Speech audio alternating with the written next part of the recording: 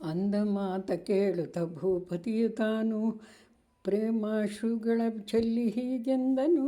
ಸ್ವಾಮಿ ಶ್ರೀಹರಿಯ ದಯ ನನಗಾಯಿತೆನುತ್ತಲೇ ಮತ್ತೆ ಬ್ರಾಹ್ಮಣರ ಸಹಿತ ತಾ ಬಂದನು.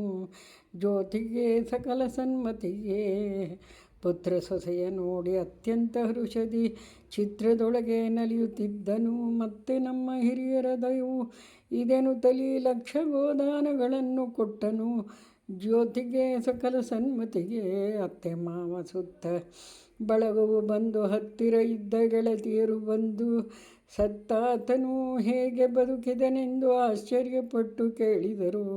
ಜ್ಯೋತಿಗೆ ಸಕಲ ಸನ್ಮತಿಗೆ ತಂದೆ ತಾಯಿ ಬಂಧು ಬಳಗವು ಬಂದು ರಂಭೆ ಗೆಳತಿಯರೆಲ್ಲ ಬಂದು ಇಂದು ಸತ್ತಾತನು ಹೇಗೆ ಬಂದು ಬದುಕಿದನೆಂದು ಸಂಭ್ರಮಾಶ್ಚರ್ಯದಿ ಕೇಳಿದರು. ಜ್ಯೋತಿಗೆ ಸಕಲ ಸನ್ಮತಿಗೆ ಏನು ನೋವಿಯ ನೂತಿಯೇನು ಬಾಗಿನ ಕೊಟ್ಟಿ ಮಾವಯ್ಯ ಸೊಸೆಯನು ಕೇಳಿದನು. ಆಷಾಢ ಮಾಸದಲ್ಲಿ ಅಮಾವಾಸ್ಯೆ ದಿನದಲ್ಲಿ ದಿವಸಿ ಗೌರಿಯ ಜೊತೆ ನಾನು. ಜ್ಯೋತಿಗೆ ಸಕಲ ಸನ್ಮತಿಗೆ ಕಂದ ಸೊಸೆಯನು ಅಂದಣವನ್ನೇರಿಸೇ ಬಂದರು ಬಹಳ ಸಂಭ್ರಮದಲ್ಲಿ. ತಂದೆ ತಾಯಿಗಳು ಹಿಂದಿನ ವಾರ್ತೆ ಕೇಳಿ ಆನಂದದಿ ನಂದಗೆ ಹರಸಿದರು. ಜ್ಯೋತಿಗೆ ಸಕಲ ಸನ್ಮತಿಗೆ ಅಷ್ಟು ಜನರ ಸಹಿತ ಪಟ್ಟಣವನ್ನು ಪೊಕ್ಕೆ ಶ್ರೇಷ್ಠ ಸಿಂಹಾಸನವನ್ನೇರಿದನು.